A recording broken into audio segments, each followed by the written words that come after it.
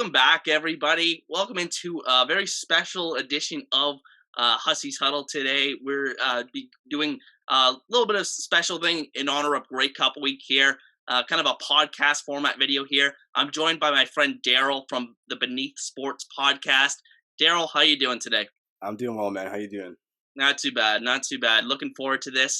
We're going to talk about a variety of topics from around the CFL, some stuff about the games this past week, and then obviously looking forward to the Grey Cup, things about this entire season, and then some just bigger league topics that I think is important to discuss. But I think the most important thing, and I honestly feel like we have to talk about it, is the fan conduct in the Oh game between the yeah. Toronto Argonauts and the Hamilton Tirecats on the weekend.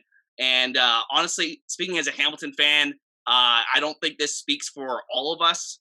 Honestly, I've seen this kind of conduct at Tirecats games, and it's pretty shameful. But I can say it's definitely not our entire fan base that is a reflection of this. But it was just some shameful scenes that we saw, and I just kind of wanted to address that because it's just a stain on our league and Yeah. everything that we stand for and we're supposed to stand for. And players should not be worrying about getting hit with objects, flying objects when they're coming off the field or when they're on the field anytime during the game. So For sure. I really wanted to apologize to Argos players and their fans for that, just on behalf of my channel here. And what were your thoughts on that event? Yeah. I think my major thing with it was like when you win a game, why are you over with the Argos while they're walking in, right? Yeah, You shouldn't be like congratulating your team. Um, but I think the overall thing is, yeah, that shouldn't happen, right? Like you shouldn't yeah, be over there haggling the other team, especially after you've won. One thing to do if you did lose, but I think it's yeah, I don't blame the Argos for their reaction, but then also you have to be smarter in the sense of let security handle that. Don't be going up into the stands and exactly. dealing with that. Um, and I've been to Hamilton, I've been to Tim Hortons Field, and that's definitely not the conduct of everybody there.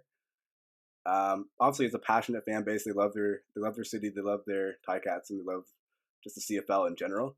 Um, but yeah, it's shameful to see, but hopefully the CFL will do something going forward, um, and then something to learn for both sides. I absolutely. One thing I really want to, I think that they really need to kind of examine here is one thing about the BMO Field situation is that after the game they kind of like wall off the one section. I went to a game this year and I sat on that side, Mhm. and that's where a lot of these these fights broke out in after the game when the players were walking off the field.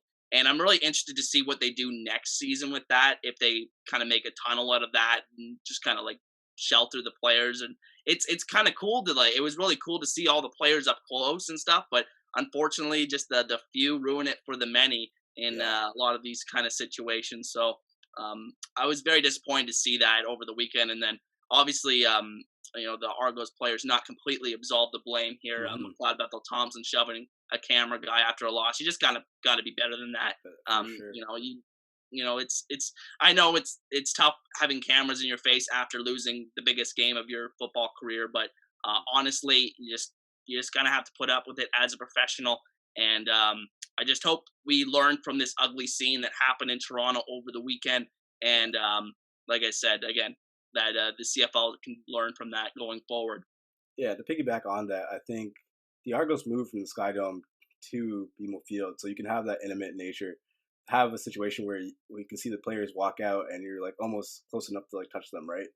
So it's kind of sad that that may be something that they might have to take away, because I think the thing people love about CFL is the fact that the players are so approachable, Yeah, and you can easily absolutely. contact them, and people they know people's names, you know them, like it's that feel to the CFL that kind of gives it that appeal.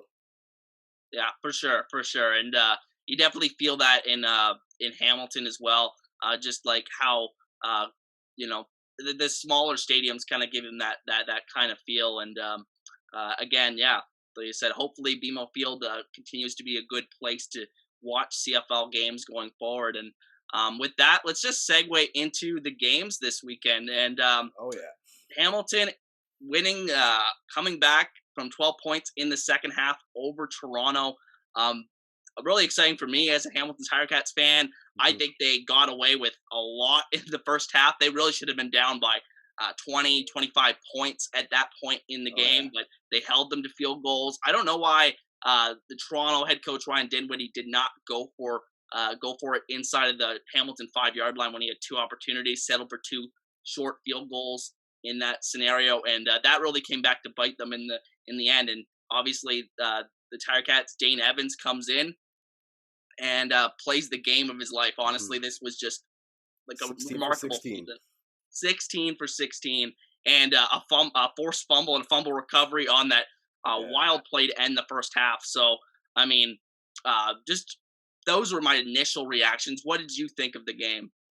No, I think it was great. I think I, like the Hamilton Ticats defense played so well.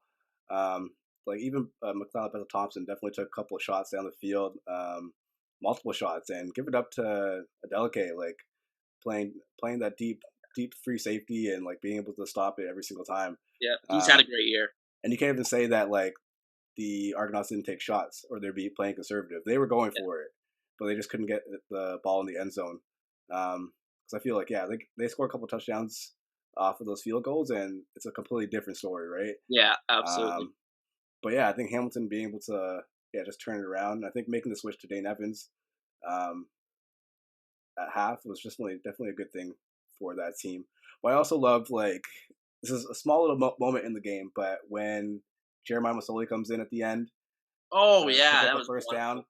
But then he's like, I love that because it's like he wasn't petty about it, how getting pulled or anything like that. He just wants to see his team win. I think that I love that part about it, and that team is so cohesive, and Coach O has them going and ready to Yeah, go. yeah, absolutely. I think, like as a Tiger Cats fan, I think I could say for the fan base that we really do like Jeremiah Mazzoli. He's been here for a long time by CFL standards, and so it's definitely not an easy decision to pull him out. And Hmm. Orlando Steinauer said that he's like it was a difficult decision to cut the cord, and that's really what they've kind of been struggling with the entire season. I've always kind of thought that Dane Evans was the better quarterback, and I think that the what gave Mazzoli the edge going into this season was the fact that he'd been their established guy for quite a long time now, Yeah. and that he lost his job to injury, and he had more experience than Dane Evans going into this season. But Hmm. um, what we saw from Dane Evans before he got hurt in this season, and then obviously what we saw on Sunday really shows you that Dane Evans is the better quarterback between the two. Yeah. Um, more things like more consistent accuracy. Mazzoli, he's had his moments this year, but I think against the better teams in the league, he's really struggled. And both these guys will be starting somewhere in the CFL this year, For sure. next year. And I think these guys really appreciate how the fact that they, like you said, they've come together as a team and Yeah. they've made sure that they put the team first and found a way to make the best of a situation where it could potentially get ugly if there were different guys with different Hmm. personalities in that quarterback room. So really happy to see that moment at the end of the game, like you said. Yeah. Yeah, I think not to knock on Masoli and say he's the lesser of the two quarterbacks. I just think Dane Evans is more consistent. Like Yeah, when Jeremiah Masoli is on, he's on. But then when he's off, he's off. There's no in between with him. yeah, And I think that's where the Hamilton Ticats have the frustration, and they put Dane Evans in because Dane Evans is going to be the more even keel player in the long term. yeah, absolutely. And yeah, like just going forward, I think that you build around Evans and Mazzoli goes and ends up in I don't know maybe Ottawa next year or maybe BC if would be a good landing spot if Mike Riley does in fact retire. I heard a rumor from Farhan Lalji that he may actually retire. Hmm. So going to be really interesting to see where these quarterbacks end up this offseason. A lot of quarterback free agents this year in the CFL. Yeah. Um, but I'm really excited to see what the Tiger Cats can do in a home Grey Cup, and we'll talk about that a little bit later on in the show. Hmm. Now, moving on to Saskatchewan and Winnipeg, and this game was a lot closer than I thought it was going to be. For Well, sure. actually, sorry, it was basically similar score than what I actually predicted.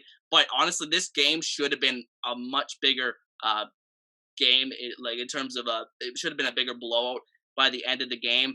Yeah. But considering all these turnovers that Winnipeg had, and Saskatchewan just couldn't take advantage of them. And again, I think the deep ball really struggling for Jardo throughout this season, and really reared its ugly head again in this game. For sure. And I think Winnipeg offensively, they played a really good game. They just were turning the ball over, and just weird things were happening to them. That first would-be touchdown to Nick Dembski pops right off his chest and into the hands of Ed Gainey, I believe. And just some unlucky stuff happened to Winnipeg, but they overcame, and it really showed you that how good of a team they really are, and how complete of a team they really are. They can win so many different ways. And Andrew Harris being back for them really made a big difference as well. But those are just my initial reactions. What did you think? Yeah, I think it was ideally Winnipeg's game to lose. And they almost basically shot themselves in the foot. I mean, six turnovers. Like you can't win a playoff game with six turnovers. Yeah. And they find a way to do it. But I think it's testament to that Winnipeg Blue Bombers defense. It's rare and ready to go, and it has me really excited for the Grey Cup this year because Mark Washington and crew, like, they have a good defense as well too. So it really depends on whose offense shows up. And ideally, I feel like for Zach, it's good if that's your worst game and you got it and you still were able to win. Yeah. At least you got that. At least you got that bad game out of your system, and hopefully something better for this Sunday coming up. But yeah, I think for Saskatchewan, I'm like, you can't get six turnovers and still lose a game, right? Like you should be able to capitalize on that every single time. So I think definitely in the offseason, they're gonna have to figure out in terms of how to get that offense going and how to get that deep ball going with Fajardo and what they want to do going forward with their offense. Yeah, I think a lot of it. You have to take a lot of a big reflection in the mirror if you're Saskatchewan this offseason. You had a pretty good performance from the defense this year, honestly, overall, considering all those injuries that they had, even before the season started, even before training camp started, with those 4 Achilles tears in that one day.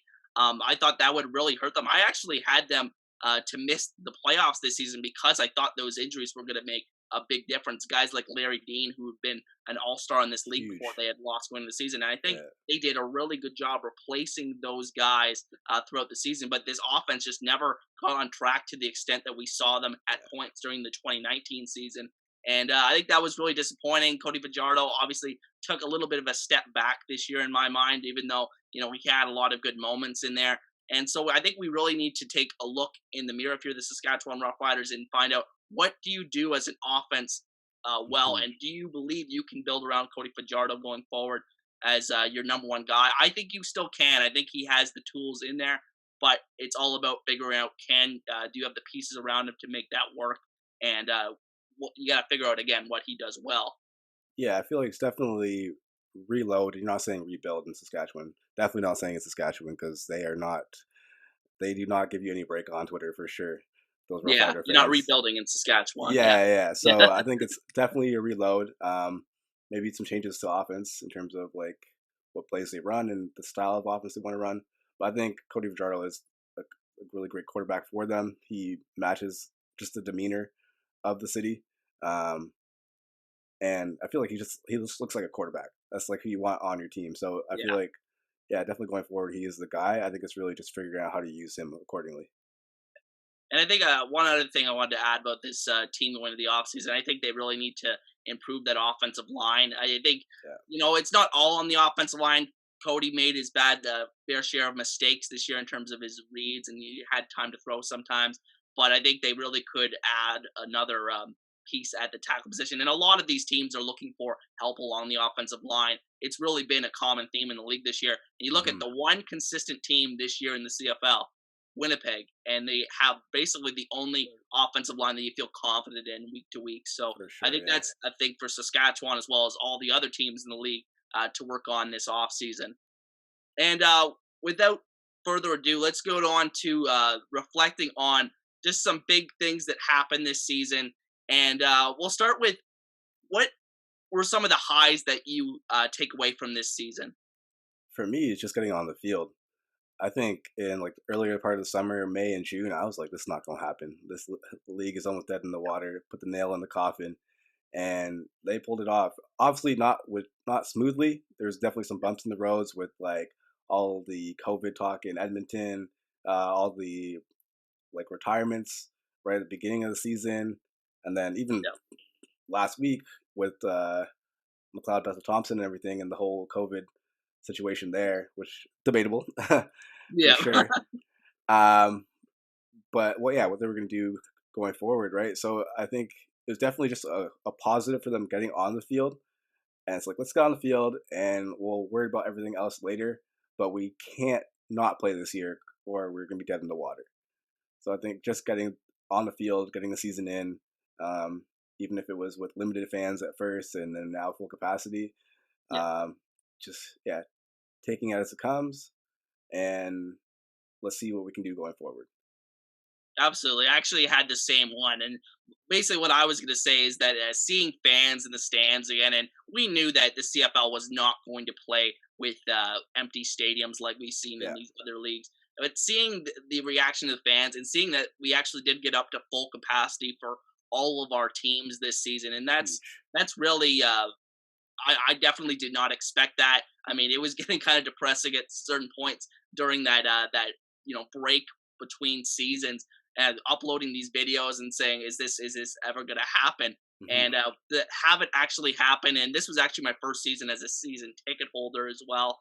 It was amazing. I enjoyed Nice. going to games, and I'm really excited to attend the Grey Cup this weekend as well. And those are just that is really the main thing. Again, like you said, it's just getting on the field and actually getting through the season. We have got one game left to go. Cross your fingers that nothing happens between now and then. You never know what's going to happen in the world. For But I sure. think again, getting on the field was super important for this league. It would not have survived two lost seasons, and it really kudos to the CFL for actually getting it done this year. Yeah, yeah, that's for sure. I think, um, yeah, just having fans in the stands and be able to get on the field, like that's the major win of the year.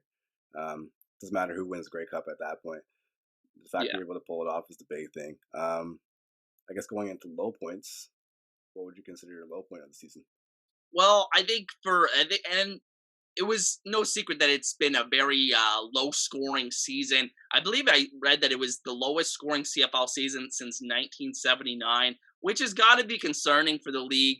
Yeah, I think you really got to base a lot of it on what happens next year as kind of a baseline comparison. Do we see a bump up next year in terms of the scoring? But over the last several years, we've seen for example, quarterback touchdown to interception ratios becoming less impressive over the years. Yeah, I think, obviously there's appreciation for defense as well. I like defensive games as much as the next fan, actually probably more than the casual fan.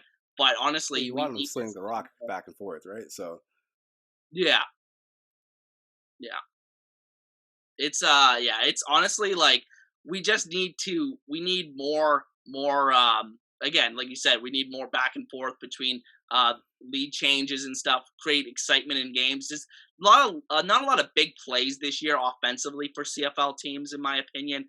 Just based on what I've seen.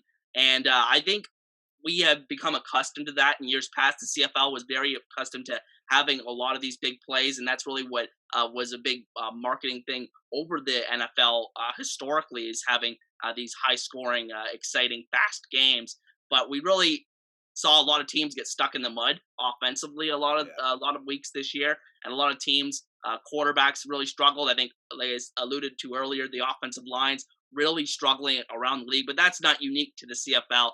The NFL also has dealt with a lot of problems along developing offensive linemen. I think it's a complex issue, but I think we need to get to a point where we get that scoring up more in the CFL, because how many quarterbacks in the league do you think had like an above average season this year? Probably only Zach Collaros, right? that's basically it. I can't even think about anyone else. Um, Mike Riley underwhelming. Um, Obviously Vernon Adams injuries. Trevor Yeah, Harris, they booted him out of Edmonton. So yeah, it's hard. I think because I'm reflecting on the CFL of like 10 years ago, where you had like Hall of Famers all over the field. Ricky Ray, Henry Burris, Calvillo was still going, Darian Durant was still slinging it.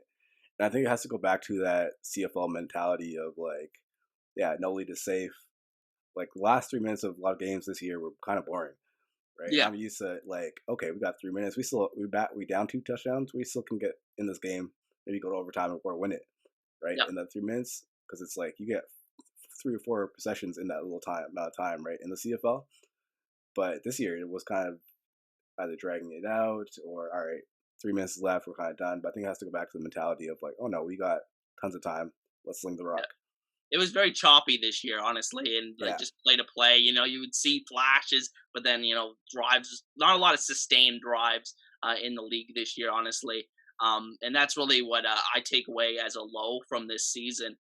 But I think I really do think it can get better going forward. Obviously, the players having the whole season off didn't help either. I think there are a lot of factors in play, but I think that we need to keep an eye on that going forward and how the scoring rebounds in 2022. Now, moving on to surprises from this season. Who are some of the players that surprised you this season? I think for me, first of all, Bo Levi, because I know he was banged up in 2019, so I'm expecting him to come back super healthy, rare and ready to go. I know Yeah, he's like such a huge competitor, and like I mean, Bo Levi's been running the league for 5 years, easy, yeah, right? So I'm like, oh, rested. He's rested. He's ready to go. He's focused, and as this league this year has been kind of up and down for him. Some spots here and there, mind you, he's lost a lot of weapons in that Calgary Senators team. yeah. A lot of turnover. But Calgary's always used to been they're almost like the New England Patriots of the CFL, where Yep. it's they'll grab new guys and boom, they're producing, right? So that's definitely been a surprise for me. I think just Calgary Stampeders overall, and they somehow find a way to squeeze into the playoffs, which Yeah, yeah. is besides me. But I think yeah, he might be my biggest surprise for this season. Us. Yeah, honestly, I think that's a really good one because I mean, I think he's kind of the cusp of this whole quarterback struggling in the league this year. Hmm. Um, he's just the biggest example of that because he took a major step back this season. Yeah, And for me, I think a guy that surprised me in a positive way was Argos defensive tackle Sean Oakman, who had an incredible story. Obviously, I think he went to he was a projected top three round pick in the NFL draft, and then he gets accused, I think, of sexual assault, and then he's later acquitted of that. And then he gets signed by the Argos this offseason, which was kind of a big story, but he was kind of blended in with a lot of these other guys they signed, they like signed Martavis everybody. Bryant. They signed all these big name guys, and almost all of them didn't work out, right? Yeah, But Sean Oakman, I mean, he worked out and then some, and I really was happy to see that him become an all-star, a divisional all-star in this league in just year one, and be really the only consistent part of that Toronto Argonauts defensive line that I thought was going to be really good coming into the year. Obviously, Charleston Hughes had a very disappointing season. He kind of looked like he kind of hit the wall in terms of the aging process this year, yeah, but Oakman really consistent all year long, and I'll throw another guy in here as well, linebacker Bo Lacombo for the BC Lions, a guy that I really didn't expect much from. I did was kind of like more of like just a hard hitting kind of safety type that wasn't too good in coverage, but he really showed that this season was just swarming around the ball all the time. And I think those two guys really just surprised me from a good perspective this season. yeah. Sean Oakman, I think it's just a great story. I think what I loved about the CFL is like you had a bunch of guys that where maybe it didn't work out in the NFL, not because of talent, just because of the situation and the fact he's able to come here and produce. And I mean, great for Toronto being able to have one of those signings to like turn into something that. And he has a lot of gas left, a lot of years left, and yeah, it'd be dope to see what he does going forward.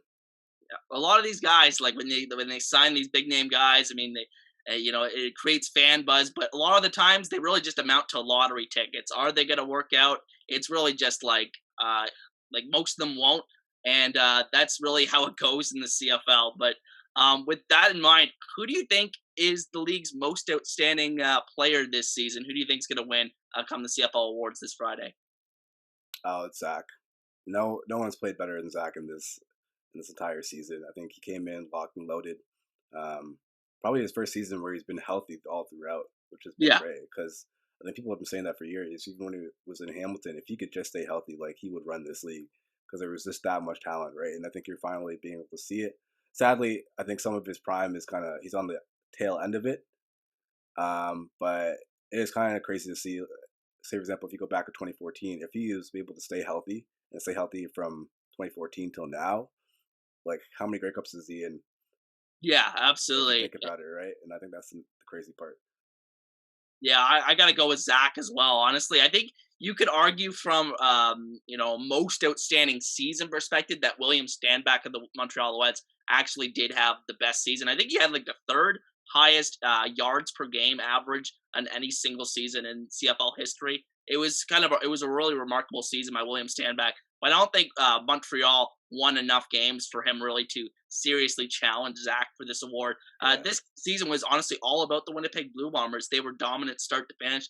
And Zach, obviously, you just saw the big jump that they made when Chris Strebler went down at the end of the 2019 season, and obviously Matt Nichols earlier than that.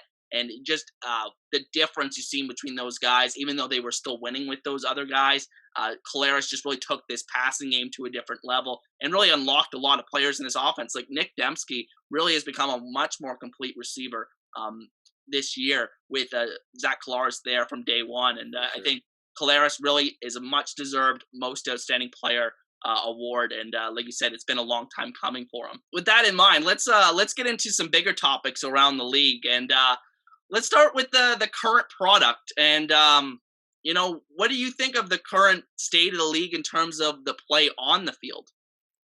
I think the play on the field is still good. It's still top notch. I think it slipped awfully this year in terms of like players being off and not having like a full off season together, which I think they'll definitely regain coming back in 2022. So I think that's never been the CFL's like issue. I think it's just everything off the field because on the field they've been able to get players to come in, play well, and have a very entertaining football product. I think the only concern is you don't get the top-notch Americans like you used to, because the NFL game has changed, right? Like a Yeah, couple of years ago, a Kyler Murray he'd be in the CFL, a Baker Mayfield they would be in the CFL. I think even guys that maybe played in the CFL or played in the NFL for a little bit, um, I think of like a Brady Quinn or like a Matt Leinart, they would have came to the CFL back in the day, but they don't yeah, come now because these networks pay them so much money to do like college football commentating. absolutely. Right? So I think for the CFL maybe to increase like their American talent a little bit, maybe over time marketing to the American players a little bit better, to have the higher caliber of American players coming back into the CFL. Yeah. I think the biggest thing, and I keep repeating myself throughout this video, is the offensive lines play across the league is really been a concern this season, and obviously I think that really impacts obviously the quarterback, and I think that's the one thing with the CFL is like you said, those guys like Kyler Murray, the shorter. Athletic quarterbacks, they would have been in the CFL with 20 years ago. Hmm. But now we have a lot more of these like kind of pocket Passers. passing quarterbacks that aren't athletic, and then we have comparatively worse offensive lines than we used to have, and that's just a bad combination for putting up consistent offense in this league. And I think going forward, they really do. Maybe they consider in terms of the ratio making them start less Canadians on the offensive line. I mean, I think just it's not that Canadians can't play offensive line. Some of the best Canadian offensive linemen in the history of the CFL have played, have been offensive linemen. But I think that potentially maybe start limiting it to maybe two or three players per team. Some teams start four or five, like all of their offensive linemen Linemen are as Canadian. their Canadian starters. And I think it's just a matter of supply and demand at this point. And the fact that it's just becomes so important in the league in the draft every year to find these Canadian offensive linemen. And you look at Winnipeg, a lot like those interior offensive for them have been so crucial to their success. Hmm. And I think that going forward, maybe force them to start more Canadians on defense. We maybe see scoring increase a little bit as maybe we get a little bit more of a talent influx on the offensive line here, and with maybe just a deeper American talent pool there, and then maybe we see a lot more Canadian defensive stars break out. So I think that's just one thing that I've heard floated about, and that could potentially put us in the right direction a little bit here. But honestly, nothing's an easy fix. With I don't think, like you said, that the CFL's entertainment value is the problem. I don't think the on-field product is really the problem, but we do need to get that scoring back up to where we saw it a few years ago, I think. for to attract new fans to the league. I don't think people that were watching the league this year for the first time were necessarily the most impressed if you turned into the average game. Yeah. So I think that that's important that we make this league as appealing as possible to the other fans that are viewing it for the first time. No, 100%. And to your point with the offensive lineman, I think the retirements this year hasn't helped because you had a lot of veteran offensive linemen decide to like either step away from the game for a bit, whether it's Brandon Labatt or Derek Dennis. Those are premier offensive linemen in our league. Yep. I think to the supply and demand issue, I feel like their Canadians do primarily play offensive line, but how many good Canadian offensive linemen do you have, right? And ideally, Yeah. I think in previous years you had offensive linemen maybe sit for a season or two, the younger guys, while they bulk up, kind of grow into their body a little bit, and then be able to become great Canadian starting offensive linemen. Yeah. Where this year I feel like you had a lot of rookies start. Yeah. And I Yeah. think that's definitely been a struggle going forward with the CFL. And I feel like probably, yeah, they will develop and they will get better. I think it's just growing pains in terms of the offensive line, but it all starts in the trenches, offense or defense, right? And if you can't get that right, then you're going to have a long season. And I think I shouldn't just criticize the offensive line. I should really praise that these defensive lines are just seem like they're getting better and better.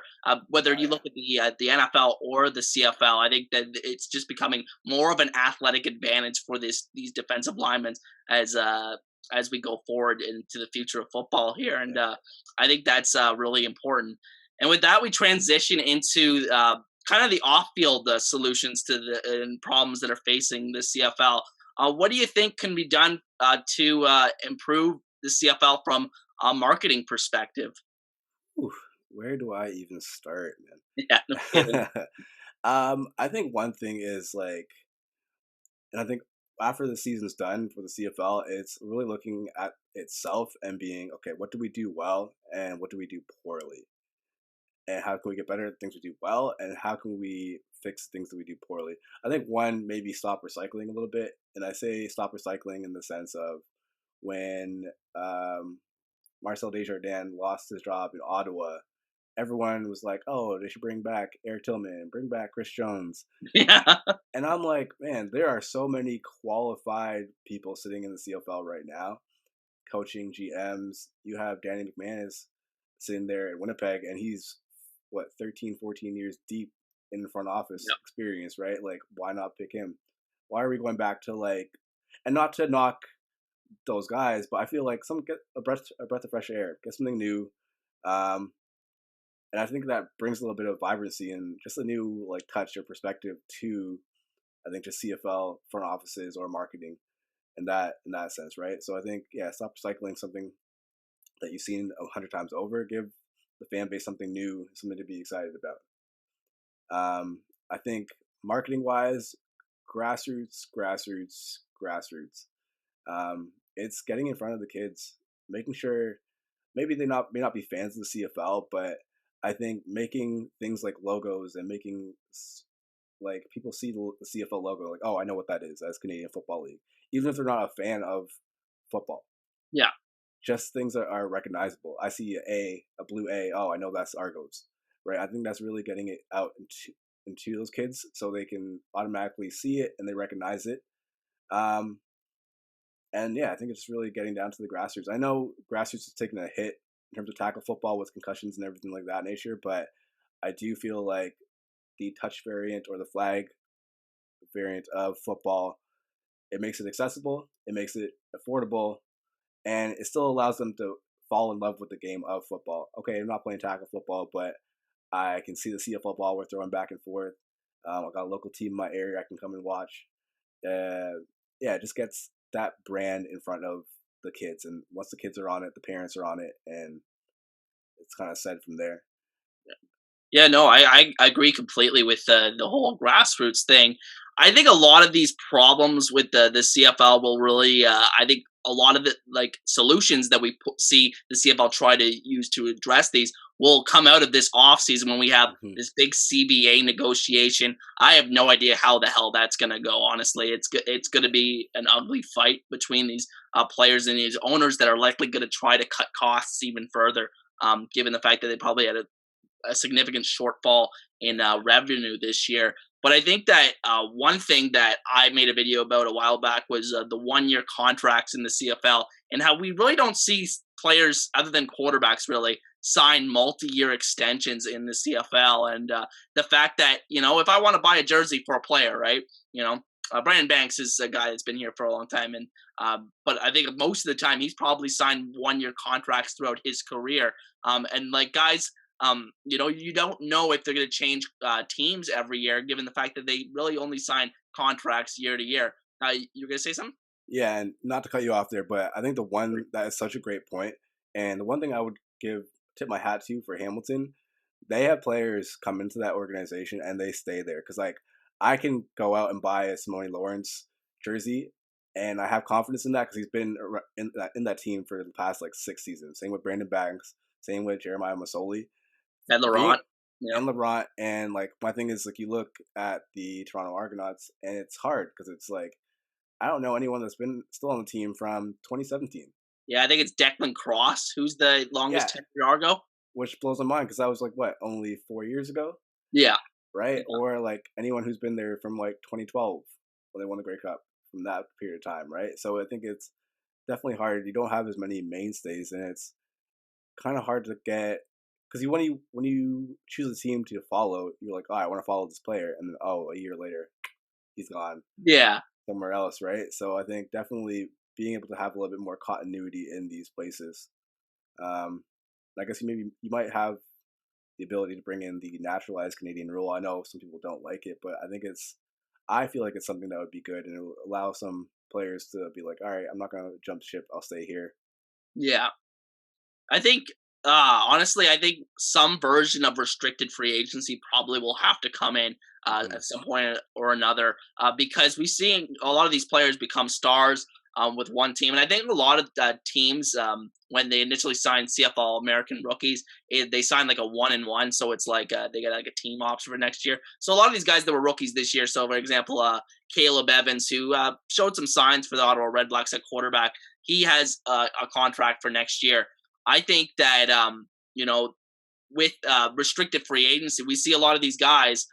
Sorry, not with restricted free agency, but if we have restricted free agency like we do have seen in other leagues, then maybe we do see players sign longer term extensions, or at least stay with these teams a little bit longer to build up these rapports with these fan bases that, like I said, if you want to drive merchandise sales, jersey sales, you really need to have confidence that that player is going to be there more than one season, or otherwise you're probably just getting your own name on the back. So I think that's really key for the league going forward, keep continuity.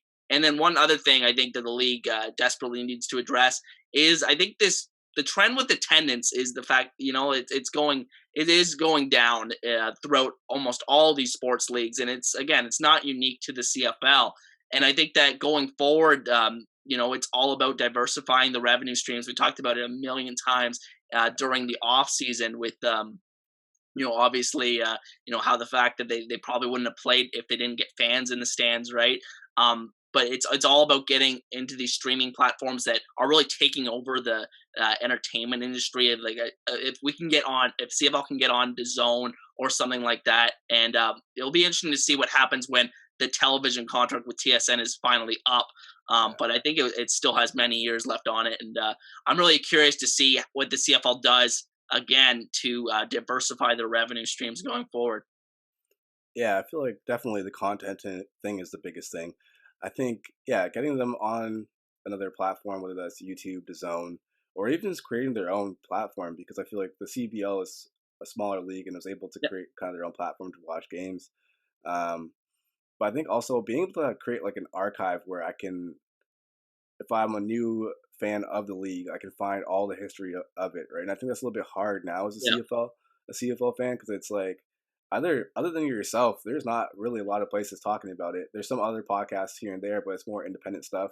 You have the Waggle, but if they made something like In Season, a weekly show that people can tune in, players can do interviews, and you have great personalities in the league. Simone Lawrence, that laugh is infectious. Yeah. But if you're able to get that out more, and the Hamilton Ticats do a good job of this in terms of their social media. They had Fantus and Tasker Yep, this they year they, on they the really did a great job introducing that this year. this year, and then they had Mike Morreale and like Rob Hitchcock, which is hilarious. Their stories, like just old man talk, and I love it. But yeah, it's things like that. I feel like if the CFL did more and was able to get their players out there, um, maybe a docu series that you can go back and talk about the history of the CFL and players like Ron Lancaster and Rocky DiPietro, and maybe the more the modern Yep. players like Damon Allen and Henley Burris. I think it's definitely and have a place that people can go to watch all that. I feel like it's definitely something that would bring in a CFL fan would love to watch it and would definitely pay for it. And I feel like new fans, once they get hooked to the game, will definitely want to see it as well too. So I think just investment into creating better and more content and more player exposure Yeah. would definitely be a great thing.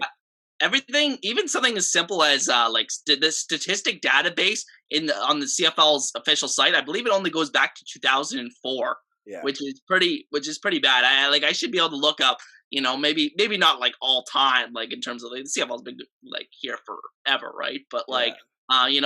We should have access to those simple things, like you would in terms of the NFL, right? You just have so many different resources in terms of statistics and things like maybe something like PFF, like Pro Football Focus, could emerge and do like advanced analytics and like on CFL players yeah, eventually. So I think those kind of things, just a more enhanced content, because I think a lot of it, and I talk about this a lot with a guy on Twitter and all the time about how the CFL is more about this kind of like just tradition kind of thing, and like CFL family kind of thing, like, and that stuff is great, and I think that should not go away. But I think we also needed to make it more about the game and like the players and like analyzing the game a lot more. We need to yeah. get people talking about the actual game more. So I think that's really important for the league going forward.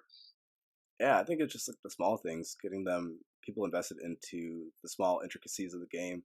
I started doing something recently. I think it's like big plays made simple, Yeah. Oh, I and think those are great. I think those are I'm like, great. those are great. Like just like players coming in, they're doing little breakdowns of like all these big plays that happen. You're like, oh, how this actually it makes such a big like just touch aspect to it, and I Yeah. love it. And I feel like people would gravitate towards that type of stuff. So I think little things of that nature would definitely help the league out. Absolutely, absolutely. And with that in mind, we'll transition into actually just talking about the Grey Cup game itself um, this week in Hamilton. Like I said, I will be in attendance. Really excited to meet up with some fellow content creators. Gonna try to meet up with the Markcast guys, and Oh, they're there. Nice. yeah, they're gonna be there. They're gonna Sweet. be doing a live show from pretty close to my house actually. Okay. So really excited for that. And with that in mind, who do you think is actually going to win this game? Honestly, like I'm in Hamilton pretty often, and I understand how much that city has wanted a Grey Cup for like what 20 years, right? Like it's gonna mean so much to that city and how much they love the Hamilton Tiger-Cats. So I'll definitely go Hamilton for this game. It'll be tough, but I think that defense is rare and ready to go, and they definitely want payback from 2019. So I feel like they're gonna come ready. Coach O is gonna have them ready, and I think, um, yeah, they're not gonna lose twice.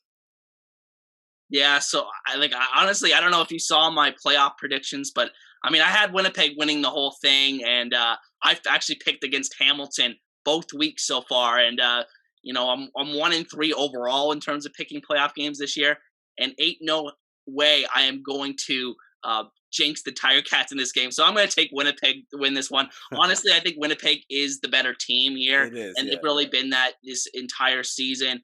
I think the main matchup is, can Hamilton's offensive line play competently against this Winnipeg defensive line that's just been a terror this entire season. We saw that Hamilton made some good adjustments in the second half when Dane Evans came in, kind of max protecting, bringing in a couple tight ends, fullbacks to really help with that Toronto defensive line. But this Winnipeg defensive line is a different animal, and I think Winnipeg ultimately wins this game. Honestly, I could easily see Hamilton also winning, just because of, there's going to be just so much emotion in that yeah. stadium. And I'm just really excited to see that atmosphere. And like, but honestly, I think Winnipeg is honestly going to probably win this game. And like I said, I'm not going to jinx them by taking the Tire Cats. And it's worked the first couple weeks. I haven't picked them to win. And, I'm going to take them to lose again. So hopefully they win the Grey Cup. But Winnipeg is gonna win the Grey Cup, in my opinion. So you want Winnipeg to win, but you really don't want Winnipeg to win. Yeah. So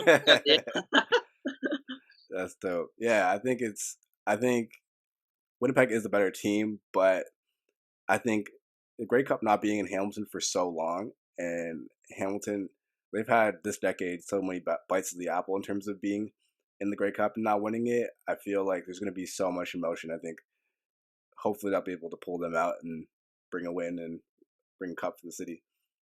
Yeah, absolutely, absolutely. I think it would just mean so much to this city. I think we haven't won. Yeah, we haven't won a Grey Cup since 1999. It's been a long, long time, and obviously we haven't even hosted the game since 1996 when that was the like a really classic game between the Argos and the Eskimos. Yeah. And I'm just really excited to have the game here again, have Hamilton as the center of attention here in the CFL because it really is a great CFL city. I haven't been to any other CFL venues besides Toronto. But I can say that Hamilton just a really great fan atmosphere, and I think that we're going to do a really good job putting on the game. Hopefully, there's no more of these kind of incidents that we saw with the game in Toronto this past weekend. But like I said, I think Hamilton's going to be a really great host, and I think a couple years from now we're going to be able to do it again, and hopefully be able to have an even bigger celebration.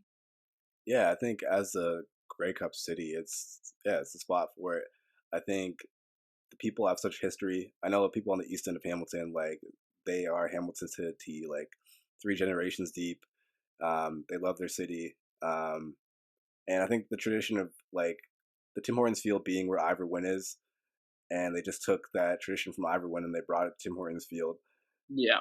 And I think it's been a long time coming. I feel like the city having its home team, playing in its home stadium, Grey Cup on the line. We haven't been able to play for a year. Like the city is ready, and they're gonna absolutely throw one big party. So Absolutely, and it's like it's kind of the same thing you see with Saskatchewan. It's like the Tiger Cats. It's the biggest show in town, and we just love our team. This is the most popular team in this city, and we're just really happy that I'm really happy that the Tiger Cats actually did make it, and we're actually going to be able to see the hometown team play in the Grey Cup this Sunday. And one final thing here is who do you think is going to win Most Outstanding Player in the Grey Cup this week? most outstanding player in the Grey Cup. Oh man, if Hamilton wins it, I feel like Brandon Banks will probably have a big game. To be honest, Yeah. I can Yeah, see I it. think he's due for one. He's due for one. He hasn't Yeah, really had a big game this year, and it looks like he made a couple really good plays last week. So yeah. I don't know. I can kind of see him like either really capitalizing on if they bring a lot of pressure with Winnipeg on a screen pass or anything, and just like hitting the burners and going for it. So I definitely see a big game coming from him. yeah, good pick. If Hamilton wins, I definitely could see Banks winning it. I mean, I could also just see Dane Evans because it's just really easy just to give it to the quarterback in Yeah, any kind of championship game scenario.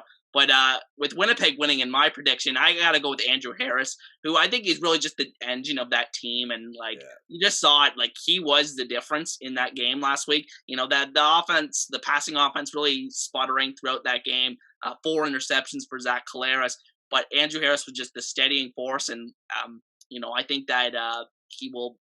He destroyed the Tiger Cats in the 2019 Grey Cup, and I think he'll do it again this weekend. But with that said, I think this is going to be the end of today's podcast, and never done one of these before. I hope everyone enjoyed. Once again, my name is Jason. I'm joined by Darrell of Beneath Sports. Darrell, where can our audience find you? yeah. So my podcast is on all podcast platforms, and you can follow me on Twitter, Instagram, or on Facebook at Beneath Sports. Awesome, awesome, and as always, like and subscribe. Really appreciate all the support lately, guys, and hope everyone enjoys Grey Cup week. And once again, thank you guys so much for watching, and we'll see you guys next time. Peace. Peace.